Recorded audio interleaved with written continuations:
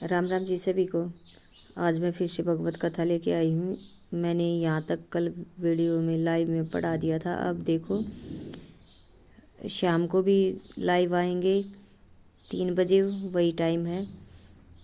और अब मैं आपको इस वीडियो में यहाँ से स्टार्ट करूँगी, इधर से, और 2 पेज अब इस वीडियो में करवाऊँगी और शाम को लाइव में 4 पेज करवाती हूँ मैं। अब देखो, श्री भगवान ने कहा है, अर्जुन, इसका कारण रजोगुण है। रजोगुण के संपर्क से उत्पन्न काम है, जो बाद में क्रोध का रूप धारण करता है और जो इस संसार का सर्वभक्षी पापी शत्रु है। जब जीवात्मा भौतिक सृष्टि के संपर्क में आता तो उसका शाश्वत कृष्ण प्रेम रजोगुण की संगति के काम में परिणत हो जाता है, अथवा दूसरे शब्दों में ईश्वर प्रेम का भाव काम में उसी तरह बदल जाता है जिस तरह इमली के संसर्ग से दूध दही में बदल जाता है। और जब काम की संतुष्टि नहीं होती तो यह क्रोध में परिणत हो जाता है। क्रोध मोह में, और मोह इस संसार में निरंतर बना रहता है। अतः जीवात्मा का सबसे बड़ा शत्रु काम है, और यह काम ही है जो विशुद्ध जीवात्मा को इस संसार में फंसे रहने के लिए प्रेरित करता है। क्रोध तमोगुण का प्राकट्य है। ये गुण अपने आप को क्रोध अथवा अन्य रूपों में प्रकट करते हैं। अतः यदि रहने तथा कार्य करने की विधियों द्वारा रजोगुण को तपोगुण में न गिरने देकर सतोगुण तक ऊपर उठाया जाए तो मनुष्य को क्रोध में पतित होने में आध्यात्मिक आसक्ति से के द्वारा बचाया जा सकता है।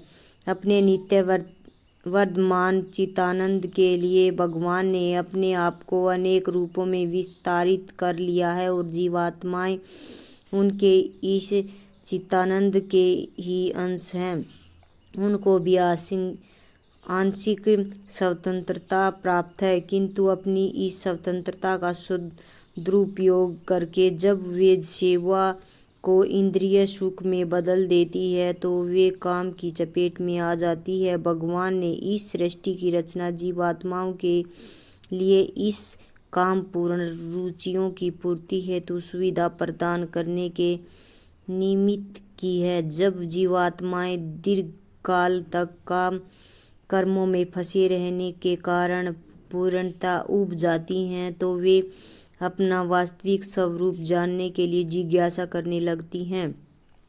यही जिज्ञासा वेदांत सूत्र है का प्रारंभ है, जिसमें यह कहा गया है,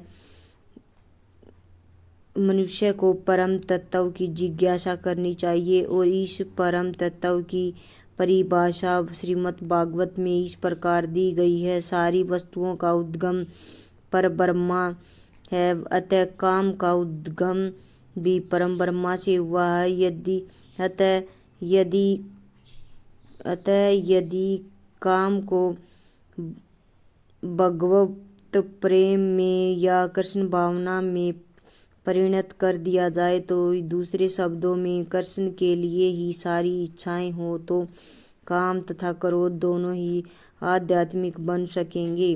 भगवान राम के अनन्य सेवक हनुमान ने रावण की स्वर्णपुरी को जलाकर अपना क्रोध प्रकट किया, किंतु ऐसा करने से वे भगवान के सबसे बड़े भगत बन गए। यहाँ पर भी श्री कृष्ण अर्जुन को प्रेरित करते हैं कि वह शत्रुओं पर अपना क्रोध भगवान को प्रसन्न करने के लिए दिखाए। अतः काम तथा क्रोध कृष्ण भावना अमृत में प्रयुक्त होने पर हमारे शत्रु न रह कर मित्र बन जाते हैं।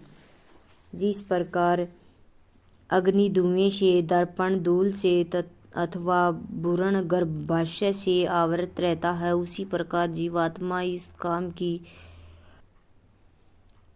विभिन्न मात्राओं से आवृत रहता है।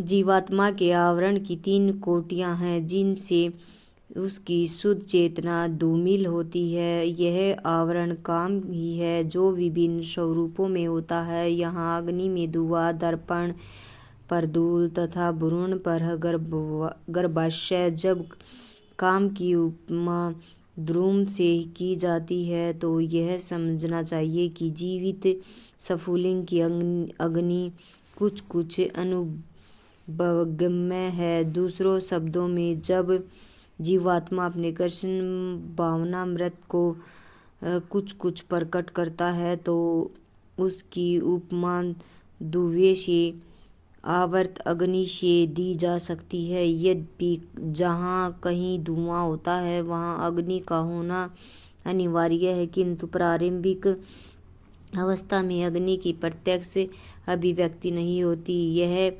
अवस्था कृष्ण भावनामृत के शुभारंभ जैसी है। दर्पण पर धूल का उदाहरण मन रूपी दर्पण को अनेकानेक आध्यात्मिक विधियों से स्वच्छ करने की प्रक्रिया के समान है। इसकी सर्वश्रेष्ठ विधि है भगवान के पवित्र नाम का कीर्तन।